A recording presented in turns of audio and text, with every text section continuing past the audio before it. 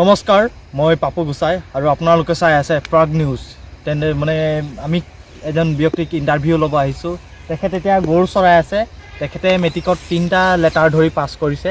তেখেতে সুধোঁ তেখেতে কেনেকৈ কষ্ট কৰি এই সফলতাটো পাইছে। তেন্তে ব'লাচোন সুধোঁ। তেখেতে এতিয়া গৰু চৰাই আছে, আমি তেখেতক সুধিম এতিয়া।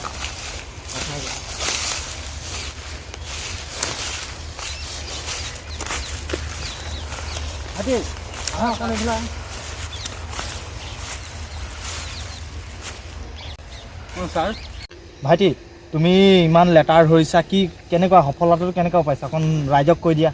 মানে মই দিনে নিশাই পঢ়িছিলোঁ, বৰ কষ্ট কৰিছিলোঁ।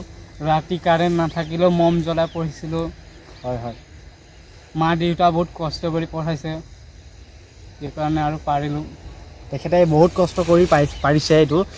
আপোনালোকেও চেষ্টা কৰক। তেখেতৰ আৰু কেইটামান কুৱেশ্যন সোধোঁ। তুমি এনেকুৱা টাইমটো কেনেকুৱা টাইম মানে মেইনটেজ কৰি সফলতাটো পাইছা? 3টা ছাবজেক্টত লেটাৰ ধৰিছে, এইটো অকণ কৈ দিয়াচোন ৰাইজক। মই মানে এনি টাইম ইনষ্টা, ফেচবুক, হোৱাটছআপৰ অনলাইন থাকোঁ মানে, সেইকাৰণে আৰু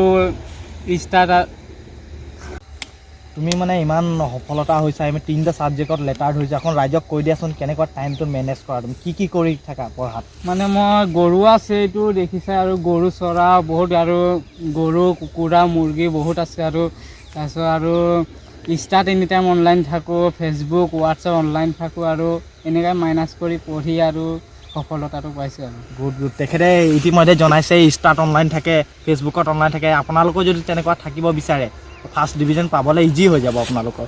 আৰু পঢ়াততো এতিয়া ইমান হেৰি নহয়, ইনষ্টাগ্ৰামটো চলালে আপুনি চব কুছ হৈ গ'ল আৰু এজন ভাইটি আছে, তেখেতক সুধোঁ তেখেতে কেনেকুৱা কষ্ট কৰিছে। তেখেতে 5টা ছাবজেক্টত লেটাৰ ধৰিছে। ব'লক তেখেতক অকণ সুধোঁ। তো তেখেতে মোবাইল টিপি আছে, তেখেতেও ইনষ্টাত অনলাইন থাকে। তো তেখেতক প্ৰশ্ন সুধোঁ, তেখেতে কেনেকুৱা ধৰণৰ কি কৰে। আহক।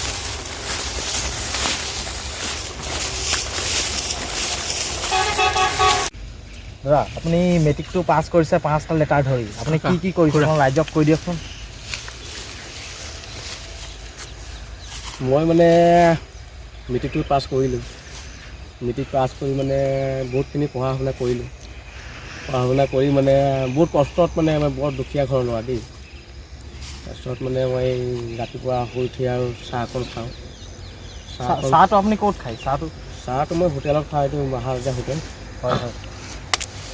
তাৰপিছত আৰু এনেকৈ আৰু মানে অলপ কষ্ট কৰি আৰু পঢ়িছোঁ, আৰু 5টা লেটাৰ ধৰিছোঁ। 5টা লেটাৰ ধৰি আৰু পাছ কৰিছোঁ। মানে ইমানটো মানে ঘৰটো মানে অলপ মানে দুখীয়া মানে ঘৰত আৰু কৰি মানে পাছ হৈছোঁ আৰু যেন তেনে। হয় হয়, তেখেতেও বহুত কষ্ট কৰি পাছ কৰিছে। তো নেক্সট লেভেল যাওঁ আমি। আৰু এজন আছে, তেখেতক সুধোঁ তেখেতে কেনেকৈ পাছ কৰিছে। তেন্তে আৰু এজন বিশেষ ব্যক্তি আছে, তেখেতে এক্সাৰচাইজ কৰি আছে। তেখেতে মানে চাকৰি ল'বই। তেন্তে ব'লক তেখেতক সুধোঁ তেখেতে কেনেকৈ কষ্ট কৰি আছে। হয় ইয়ং মেন, আপোনাৰ তো এখেতক অকণ সুধোঁ এখেতে কেনেকৈ কষ্ট কৰি। তো দাদা, আপুনি এনেকুৱা এক্সাৰচাইজ য'তে ত'তে কৰি আছে কি? দাদা, আপুনি ইমান কষ্ট কৰি আছে, ইমান এক্সাৰচাইজ কৰি আছে, কাৰণটো অকণ কৈ দিয়কচোন ৰাইজক। কাৰণটো হৈছে মই মানে চাকৰি বিচাৰি আছোঁ। হয় হয়।